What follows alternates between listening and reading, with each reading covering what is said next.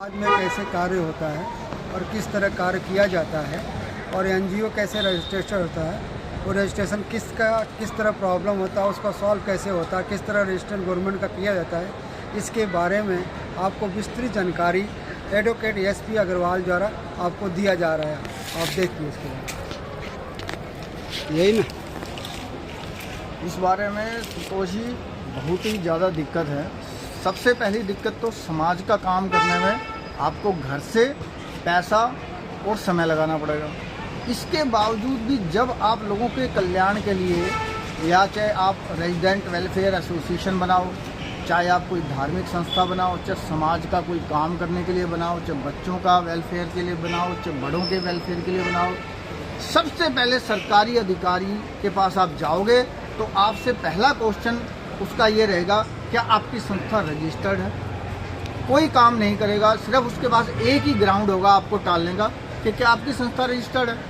उसके बाद आप अटक गए संस्था को रजिस्टर करवाने के। फिर आप एक एडवोकेट्स को ढूंढोगे।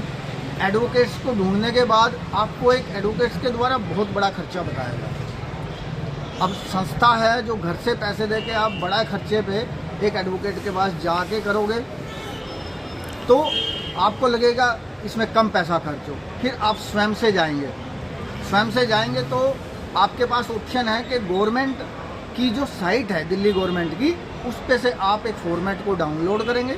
उस फॉर्मेट के अकॉर्डिंगली आप सब कुछ बनाओगे, साइन करोगे, तैयार करके फिर आप जाओगे तो वहाँ जाते ही पहला आपको बोला जाएगा ये फॉर्मेट गलत है। यानी कि जो फॉर्मेट गवर्नमेंट की वेबसाइट पे है उसी फॉर्मेट में 10 कमियां निकाल के आपको 4 चक्कर लगाएगा।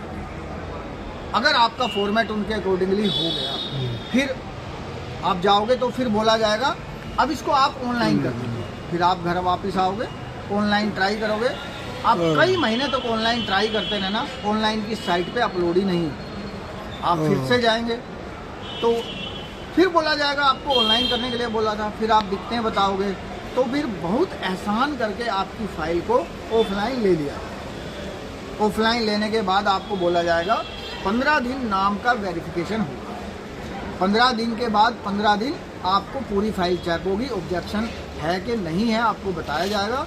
तो पूरा 1 महीने बाद आपको आने के लिए बोला जाएगा। 1 महीने बाद फिर आप जब जाओगे पता करने के लिए तो फिर आपके 2-4 चक्कर लगवाए जाएंगे। अभी फाइल प्रोसेस में है। और फिर दूसरी मज़े की बात यह है कि आपको कहीं कहीं टाइम दिया जाएगा कि आपको 12 या 1 बजे से पहले जाना है। अब आदमी अपना काम निपटा के अगर लेट पहुंचा तो एक दिन वो खराब। या आपको बोला जाएगा कुछ जगह पे, दिल्ली में ही है ये सब, दिल्ली के अलग अलग उनके रूल रेगुलेशन है एसडीएम साहब के दफ्तर के, जो रजिस्ट्रार ऑफिस है। आपको बोला जाएगा कि एसडीएम साहब की कोर्ट है तो इसलिए आपका मंडे, वेडनेसडे और फ्राइडे आपके सेट है। फिर आप अपना दिन या तो उनके अकॉर्डिंगली करोगे और या फिर वो जो टाइम दिया है आपको 12-1 बजे से पहले आप जाओगे। अगर आप ये सब करके चले भी जाओगे तो भी आपको डीलिंग क्लर्क मिलेगा, वो फिर किसी कोर्ट के काम में उलझा हुआ है। और जो वहाँ मिलेगा वो आपसे बात नहीं करेगा। बहुत 3-4 बार आप जाने के बाद बहुत एहसान करके आप वहाँ से उस डीलिंग व्यक्ति का फ़ोन नंबर आप प्राप्त कर पाओ। और दूसरी बात, जब भी आप फ़ोन करोगे तो वो फ़ोन पिकअप ही नहीं होगा। बहुत एहसान करके उस व्यक्ति ने अगर पिकअप कर लिया फ़ोन तो पिकअप करने के बाद आपको जवाब नहीं देगा। वो बात कर रहा है, यही बहुत बड़ा एहसान है हमारे ऊपर। वो बताएगा कि फ़ाइल देख के मैं बताऊँगा। वो फ़ाइल कभी नहीं देखी जाएगी। परेशान होकर बहुत फ़ोन करने के बाद सुबह, शाम, रात, दिन, दोपहर आप फ़ोन करते रहो, फ़ोन पे कोई आपको रिप्लाई नहीं मिलेगा। फिर आप विजिट करोगे, विजिट करने पर फिर वही कहानी कि क्लर्क नहीं मिलेगा तो फाइल नहीं मिलेगी। फिर आप क्या करोगे? फिर आप एसडीएम साहब के पास जाओगे जो रजिस्ट्रार ऑफिस है। रजिस्ट्रार साहब आपसे मिलने से मना करेंगे।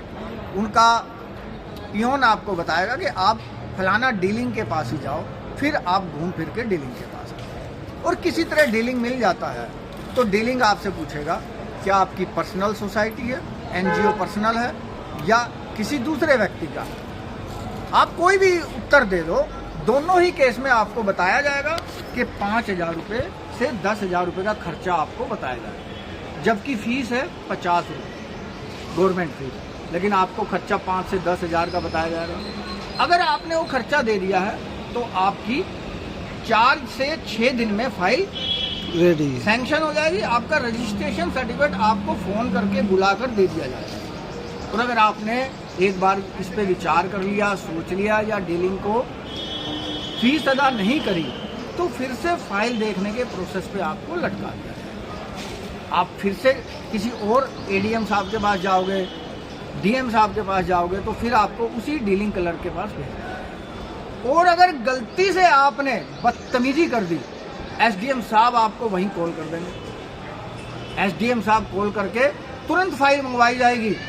जो कि बोला जा रहा था कि एसडीएम साहब की टेबल पे है अप्रूवल के लिए, वो टेबल पर होती ही नहीं है। लेकिन अगर आपने बदतमीजी कर दी, झगड़ा कर दिया और ये पूछ लिया गलती से कि 3 महीने हो गए मेरी फाइल कहाँ है, तो तुरंत फाइल मंगवा के उसमें से 6 ऑब्जेक्शन निकाल दिए जाएंगे और आपको बता दिया जाएगा। यानी कि इन लोगों की कोई ड्यूटी नहीं है कि नाम सैंक्शन हुआ है कि नहीं है, कोई कमी है कि नहीं है, उसका कोई शोकॉज नोटिस देना है कि नहीं है, उस बारे में फाइलें चुप, क्लर्क चुप, रजिस्ट्रार साहब चुप, कोई शोर नहीं है। लेकिन अगर आपने कोई भी काम नहीं किया, सिर्फ गए, पूछ कर आ गए और पैसे नहीं दिए, तो 3 महीने बाद आपकी फाइल गायब, फिर वो फाइल नहीं मिलेगी।